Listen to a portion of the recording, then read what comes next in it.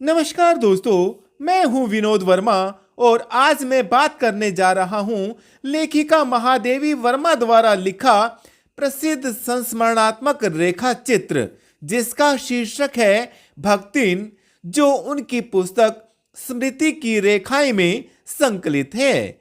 इस रेखा चित्र में लेखिका ने अपनी सेविका भक्तिन के जीवन में आए उतार चढ़ाव और उसके स्वभाव के बारे में बताया है। साथ ही लेखिका ने यह भी बताया है कि भक्तिन एक ऐसी जुझारू महिला थी जिसने अपने जीवन के संघर्षों से कभी हार नहीं मानी और अपना सारा जीवन अपने आदर्शों और अपनी ग्रामीण संस्कृति के अनुसार ही जिया। इस संस्मरण की शुरुआत करते हुए लेखिका कहती है कि भक्तिन छोटे कद और दुबले पतले शरीर वाली बहुत ही सादगीपूर्ण जीवन जीने वाली महिला थी। भक्तिन लेखिका की दिन रात खूब सेवा करती थी। जब भक्तिन पहली बार लेखिका के पास नौकरी के लिए आई तो उसने अपना नाम लक्ष्मी बताया था, लेकिन वह नहीं चाहती थी कि कोई भी उसे लक्ष्मी नाम से पुकारे। लक्ष्मी के गले में कंठी माला और उसका स्वभाव देखकर लेखिका ने उसका नाम भक्तिन रख दिया। भक्तिन नाम सुनकर वह बहुत खुश हो गई। लेखिका महादेवी वर्मा ने इस संस्मरण को 4 भागों में बांटा है। इस संस्मरण के पहले भाग में लेखिका ने भक्तिन के जन्म और उसकी शादी के बारे में बताया है। भक्तिन इलाहाबाद के झूसी गांव की एक गोपालक की इकलौती बेटी थी।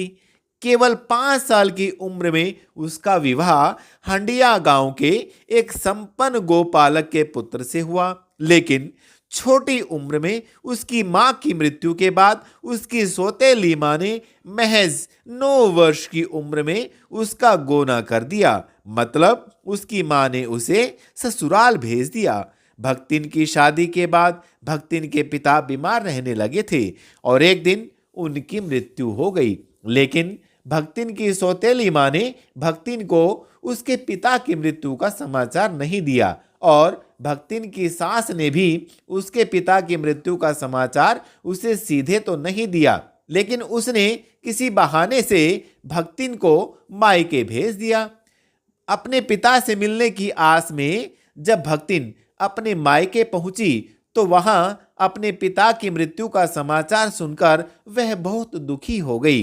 इसके बाद जब भक्तिन वापस अपने ससुराल पहुंची तो उसने अपनी सास को खूब खरी खोटी सुनाई। इस संस्मरण के दूसरे भाग में लेखिका ने भक्तिन के शादीशुदा जीवन के बारे में बताया है।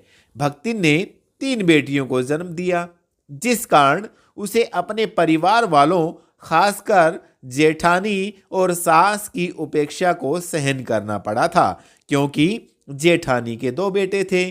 उन दिनों समाज में बेटियों को अहमियत नहीं दी जाती थी। भक्तिन और उसकी बेटियों के साथ हर चीज में भेदभाव किया जाता था। जहां जेठानी के बेटों को दूध, मलाई और अच्छा भोजन दिया जाता था, वहीं भक्तिन की बेटियों को मोटा अनाज खाने को दिया जाता था।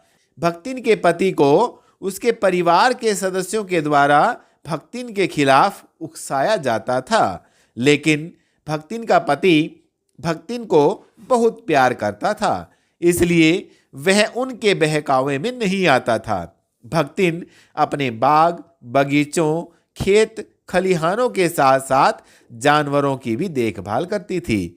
भक्तिन ने अपनी बड़ी बेटी का विवाह बड़े धूमधाम से किया था, लेकिन इसके बावजूद महज 36 साल की उम्र में ही भक्तिन के पति की मृत्यु हो गई।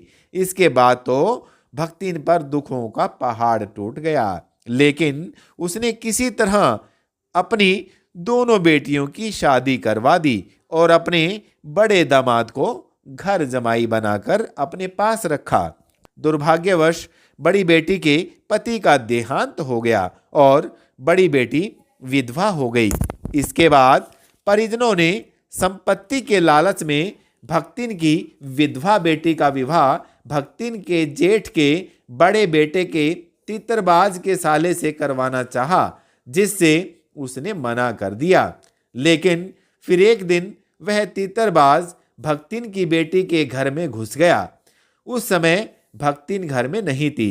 हालांकि भक्तिन की बेटी ने उस तीतरबाज को धक्का देकर बाहर निकाल दिया था, लेकिन यह बात गांव में फैल गई। फिर पंचायत बुलाई गई और दोनों का विवाह करने का आदेश दे दिया गया। भक्तिन और उसकी बेटी को न चाहते हुए भी पंचायत का यह फैसला मानना पड़ा। शादी के बाद उस तीतरबाज दामाद ने धीरे धीरे भक्तिन की सारी संपत्ति उड़ानी शुरू कर दी, जिस कारण भक्तिन की आर्थिक स्थिति काफी खराब हो गई और एक बार तो लगान नहीं देने के कारण जमींदार ने उसे दिन भर कड़ी धूप में खड़ा किया। तो भक्तिन ने इसे अपना अपमान समझकर गांव छोड़ दिया और फिर वह लेखिका के घर आकर उनकी सेविका बन गई। इस संस्मरण के चौथे हिस्से में लेखिका कहती है कि भक्तिन की वेशभूषा किसी भक्तिन की तरह थी, लेकिन साथ ही वह गृहस्थीन भी थी। वह बहुत ही नियम धर्म से चलने वाली महिला थी। वह सुबह जल्दी उठकर नहाती थी और लेखिका को बिल्कुल गांव के घर के जैसा खाना बनाकर खिलाती थी। वह बहुत ही मेहनती, ईमानदार और स्वामी भक्त थी। लेखिका की सेवा करना ही उसका एकमात्र धर्म बन गया था। वह लेखिका के घर में भी पूर्ण रूप से अपने गांव के संस्कारों का पालन करती थी। लेखिका अगर देर रात तक काम करती थी तो वह कंबल बिछाकर नीचे फर्श पर बैठकर लेखिका के साथ रात भर जागती रहती थी और लेखिका को किसी भी चीज की जरूरत होती थी तो वह खुद खुशी खुशी लाकर उन्हें दे देती थी। स्वतंत्रता आंदोलनों में भी भाग लेने के कारण लेखिका के जेल जाने की संभावना बनी रहती थी, लेकिन भक्तिन जेल जाने से बहुत डरती थी। फिर भी वह लेखिका की सेवा करने के लिए जेल जाने को भी तैयार थी।